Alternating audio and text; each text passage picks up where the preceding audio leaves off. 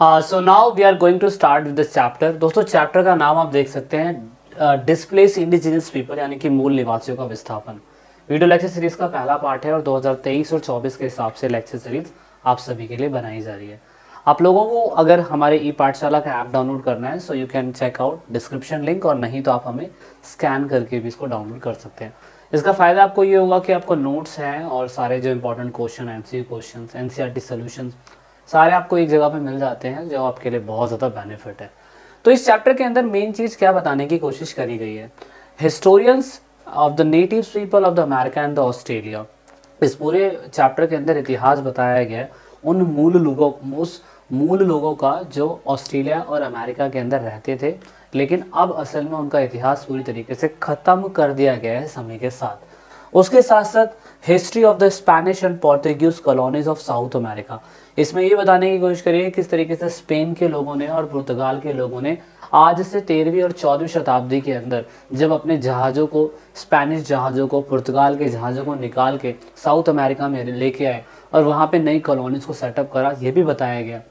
Even Britain के लोगों ने किस तरीके से अमेरिका में जो वहाँ के मूल निवासी थे वहाँ पे 13 कॉलोनियाँ बसा के किस तरीके से उन्हें ख़त्म करा, ये भी बताने की कोशिश करी गई है।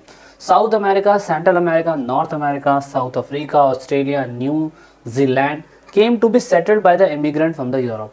यानी कि ज़्यादातर भारत के और साथ साथ में एशिया के बहुत सारे हिस्से और साथ में north America, Central America, South Africa, Australia, even New Zealand के जितने भी प्लेसेस थे, यहाँ पे किसी न किसी यूरोप की कंट्रियों ने ही इन जगहों पे अपने रैन बसेरे, या मैं कह सकता हूँ एक कॉलोनी इस्टेब्लिश करी। और जब इन लोगों ने कॉलोनी इस्टेब्लिश करी तो उसके बाद इन लोगों ने इन सभी जगहों को गुलाम बनाया, और गुलाम बनाने के बाद यहाँ पे काफ़ी लंबे समय तक राज भी करा। इसमें ये बताने की कोशिश करी जा रही है कि इंडिजिनस पीपल का मतलब था मूल निवासी, जो वहाँ के रहने वाले लोग थे उनको ही ख़त्म कर दिया गया, और उसके बाद क्या कहते हैं, नए लोगों ने आकर इनके ऊपर राज करना चालू कर दिया। अगर आपको इस वर्ल्ड के मैप में देखने की कोशिश करी जाए तो जैसा मैंने कहा, ये है आपका पूरी तरीके से क्या कहते हैं नॉर्थ अमेरिका, तो यहाँ पे भी ये लोग आके बसे। एंड देन उसके बाद आपको दिखाई देगा ये साउथ अमेरिका, ये आपको दिखाई दे रहा है, ये आपको नॉर्थ अमेरिका दिखाई दे रहा है, ठीक है, ये सेंट्रल अमेरिका आपको दिखाई दे रहा है। तो जहाँ जहाँ पे यूरोप की कंट्री के लोग हैं, आपको ये जितने भी रेड प्लेसेस पे, ये ऑस्ट्रेलिया है, ये न्यूजीलैंड है, और आप ये अफ्रीका के हिस्सों को भी आप देख सकते हैं कि इतने हिस्सों को किन लोगों ने गुलाम बनाया, ब्रिटिशर्स ने गुलाम बनाया है, यूरोप की कंट्रियों के लोगों ने ही गुलाम बनाया। अब स्टेटमेंट से तो हमें ये समझ में आ जाता है कि इन सभी लोगों ने गुलाम बनाया होगा, लेकिन गुलाम बनाने का प्रोसेस कितना बड़ा था, किस तरीके से किसी भी कॉलोनी को, किसी प्लेस पे जाके अटैक करना और वहाँ पे फिर राज करना, और मतलब उसके पीछे की बैकग्राउंड स्टोरी बड़ी खतरनाक होगी। क्योंकि किसी भी प्लेस पे अभी आप लोग जाओ, आप जहाँ पे भी रहते हो वहाँ से हज़ारों किलोमीटर दूर जाके आप वहाँ पे अपनी मतलब गैंगस्टरगिरी दिखा रहे हो, और फिर उस जगह को आप कैप्चर कर ले रहे हो, फिर वहाँ पे रूल कर रहे हो, उन्हीं के लोगों के ऊपर शासन चला रहे हो, उन्हीं के लोगों को बेवकूफ़ बोल रहे हो। तो ये कैसे पॉसिबल था? ये कुछ ना कुछ तो उस समय के ब्रिटिशर्स के लोगों में अपने आप में ही, यूरोप के लोगों के अंदर अपने आप में ही कुछ ना कुछ ज्ञान तो होगा, या वो बहुत दूर का फ्यूचर देखते होंगे, समझते होंगे। तो ये सारी चीज़ें हमें समझने की ज़रूरत है। दोस्तों यहाँ से यूरोपियंस अपने आप को इस्टेब्लिश करना चालू कर देते हैं, और नेटिव पीपल को अमेरिका के अंदर और ऑस्ट्रेलिया के अंदर, ऑस्ट्रेलिया को पूरा लाल दिखाई दे रहा है, और उसके बाद आपको कनाडा दिखाई दे रहा है, साथ में नॉर्थ अमेरिका और साउथ अमेरिका। इधर के प्लेसेस पे तो यूरोपियंस और ज़्यादातर ब्रिटिशर्स ने ही राज करा, जो बहुत बड़ी बात है। एक छोटी सी कंट्री इतने बड़े लैंड मास को गुलाम कैसे बना सकती है, इसके ऊपर बहुत बड़ा क्वेश्चन है। जैसे यहाँ पे इन लोगों ने गुलाम बनाया, वहाँ पे गुलाम बनाया, और यहाँ के लोगों ने गुलाम बनाया, तो ये बहुत बड़ी बात है। तो अमेरिका जो आज हमें दिखाई दे रहा है वो बहुत सारे कई लाखों करोड़ों नेटिव पीपल का था, लेकिन समय के साथ साथ ये ख़त्म होता चला गया। अब इनके बारे में हमें पता कैसे चलता है? इनके बारे में हमें वहाँ के अमेरिका के जो पुराने देसी लोग थे उनके द्वारा जो ओरल स्टोरीज थी उनसे हमें समझ में आता है, जो ओरल स्टोरी नेटिव पीपल के द्वारा बनाई गई थी। उसके बाद historian and the frictions were written by the native people. आज़ादी के बाद अमेरिका में बहुत सारे नेटिव पीपल को राइट दिया गया, बोलने की आज़ादी दी गई, तो उन लोगों ने अपने पूर्वजों पे, अपने वंशजों पे लिखना चालू करा। तो उससे हमें समझ में आया उस समय की जब अमेरिका के अंदर गैलरीज, आर्ट गैलरीज, आर्काइव्स बनाए गए, तो वो सारी चीज़ें वहाँ की गैलरीज में, वहाँ के म्यूजियम्स में इन सारी चीज़ों को रखा गया, जिससे लोगों को समझ में आया कि आज जो अमेरिका अपने आप को we are the people of America और दुनिया का सबसे पहला स्वतंत्र देश, दुनिया का सबसे पहला संविधान बनाने वाला देश जो बोलता है, असल में वो कई लाखों करोड़ों लोगों के लाशों पे, इंडिजिनियस लोगों की लाशों पे खड़ा हुआ देश है, जो सही मायने में देखा जाए तो बिल्कुल गलत है।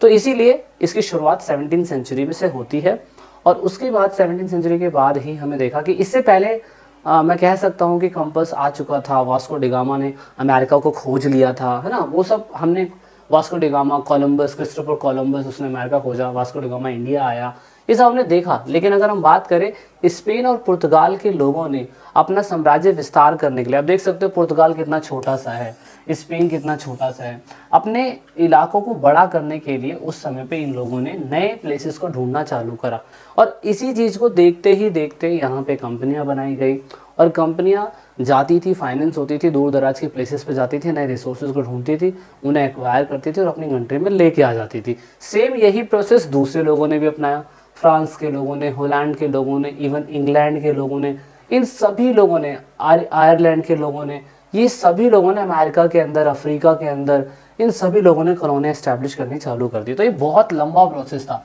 इवन आप ये कह सकते हो कि एक तरीके के लुटेरे थे ये लोग, जो आपस में क्षेत्रफल को बांट लिया करते थे और कहते थे कि ब्रिटेन में तुम जाके राज करोगे, और मतलब ब्रिटेन का नॉर्थ अमेरिका में तुम राज करोगे, कनाडा में तुम राज करोगे, अमेरिका में तुम राज करोगे, साउथ अमेरिका में तुम राज करोगे, सेंट्रल अमेरिका में तुम राज करोगे, अफ्रीका के कॉन्टिनेंट में तुम लोग राज करोगे। ये उस टाइम के लुटेरे जो पूरी की पूरी कंट्री के लैंड मास को, रिसोर्स को निचोड़ लिया करती थी और इस तरीके से ये लोग वहाँ के इंडिजिनस पीपल को समझते थे कुछ भी नहीं है, क्योंकि इन लोगों के पास गन पाउडर वगैरह वगैरह चीज़ें आ चुकी थी। तो इसीलिए ये ज़्यादातर क्या करते थे, इस्टेब्लिश करते थे कॉलोनी, ट्रेडिंग कंपनी वहाँ पे पॉलिटिकल पावर बनाती थी और उसके बाद वहाँ के लोकल रूलर्स के सिस्टम को पूरी तरीके से ख़त्म कर देती थी। एंड देन उसके बाद वहाँ पे रेलवेज़ नेटवर्क बिछाते हैं, उन पे टैक्स इम्पोज करते हैं और वहाँ के रिसोर्सेज को धीरे धीरे करके ख़त्म करने की कोशिश करते हैं। वहाँ पे माइनिंग एक्टिविटी चालू करते हैं, रिसोर्स बनाते हैं, उनको कैप्चर करते हैं और अपनी कंट्री के अंदर, यूरोप की कंट्री के अंदर इसको सेल आउट कर देते हैं ताकि इनको ज़्यादा से ज़्यादा प्रॉफिट हो सके। तो ये इन्होंने एक के साथ नहीं करा, अफ्रीका का बहुत बड़ा लैंड मास है, उसमें तो इन लोगों ने स्केल से रख कर अपने हिस्सों में बांट दिया कि ये तुम लूटोगे, ये तुम लूटोगे, ये तुम लूटोगे। तो इस मैप में आप देख सकते हो, स्पेन के लोगों ने यहाँ का रिसोर्स लूटा, इटली के लोगों ने ये, फ्रांस के लोगों ने ये, ब्रिटेन के लोगों ने ये, जर्मनी के लोगों ने ये, पुर्तगाल के लोगों ने ये, बेल्जियम के लोगों ने ये सब लूटी हुई जगह है जो वहाँ के इंडिजिनस पीपल को इन्होंने क्या कहते हैं लूटा और अपने रिसोर्सेज को बनाया। तो दोस्तों आज का जो हमारा राष्ट्रपति यूएसए का जो बाइडन जो राष्ट्रपति बने हुए हैं दोस्तों, वो असल में कई लाखों करोड़ों इंडिजिनस पीपल की लाश पे खड़े हुए व्यक्ति हो सकते हैं। माफ़ी चाहूँगा, बहुत कटु बातें बोल रहा हूँ, लेकिन रियलिटी यही है। लेकिन इनका भी एक अपना ही इतिहास है और ये एकदम से नहीं हुआ। इस प्रोसेस को बनने के लिए कई सालों लगे, 100, 200, 300 साल लगे, जब जाके ही ये प्रोसेस सही तरीके से कंप्लीट हो पाया। तो बेचारे इंडिजिनस पीपल जो अभी भी संस्कृति को फॉलो कर रहे हैं, लेकिन असल में वो अमेरिकन के द्वारा अभी भी एक्सप्लॉइटेड हो रहे हैं। और ये नॉर्थ अमेरिका की कहानी आपकी एनसीईआरटी में दी हुई है। नॉर्थ अमेरिका के अंदर ऐसा हमें देखने को मिला है। अब नॉर्थ अमेरिका की शुरुआत कैसे होती है, थोड़ा सा इसमें बताने की कोशिश करी गई है।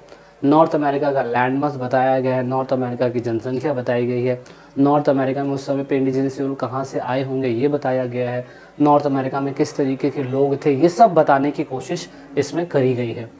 जैसे एग्जाम्पल के लिए, the continent North America extend from Arctic Circle, Tropic of Cancer, from the Pacific of Atlantic Ocean. अगर हम उसका लैंडमास देखने की कोशिश करें तो कहाँ से लेके कहाँ तक हमें देखने को मिलता है, ये लैंडमास नॉर्थ अमेरिका का हमें देखने को मिलता है। ठीक है, तो ये लैंडमास है, बता रहा है कहाँ से लेके कहाँ तक है। इसके वेस्ट के अंदर रॉकी माउंटेन्स हमें देखने को मिलते हैं बहुत बड़े, वहाँ पे जंगल देखने को मिलता है हमें, एरिजोना का, नेवाडा का जंगल हमें देखने को मिलता है। इवन हमें प्लेन सरफेस भी देखने को मिलते हैं। ये पूरा का पूरा उसका जोग्राफिकल लैंडमास एनसीईआरटी बताने की कोशिश करती है। तो ये लैंडमास ही दिखाया है मैंने यहाँ पे, पूरा का पूरा एरिजोना का जंगल है पूरा का पूरा। कहने का मतलब ये लैंडमास ऐसा है कि यहाँ पे सब चीज़ें हमें देखने को मिल रही है, पेड़ पौधे, झरने, पहाड़, प्लेन सरफेस, पठार मैदान, डेजर्ट वाला प्लेसेस। तो ये किसी भी कॉलोनी बनाने वाले व्यक्ति के लिए बहुत अच्छी जगह है, बहुत अच्छी जगह है, जहाँ पे इतने millions of thousands of resource मिल सकते हैं किसी भी कॉलोनी बनाने वाले लोगों के लिए कि वो कभी कई सालों तक इस ज़मीन का इस्तेमाल वो कर सकते हैं। तो कह सकते हो कि जोग्राफिकल लैंडमार्क्स के हिसाब से देखें तो यहाँ पे माउंटेन्स, वैली और उसके बाद रॉकी, और यहाँ पे सुपीरियर अपलैंड भी है, कोस्टल प्लेन्स भी काफ़ी अच्छा यहाँ पे हमें देखने को मिलता है, और यहाँ पे प्लेटूस और बेसन्स भी हमें काफ़ी देखने को मिल जाते हैं।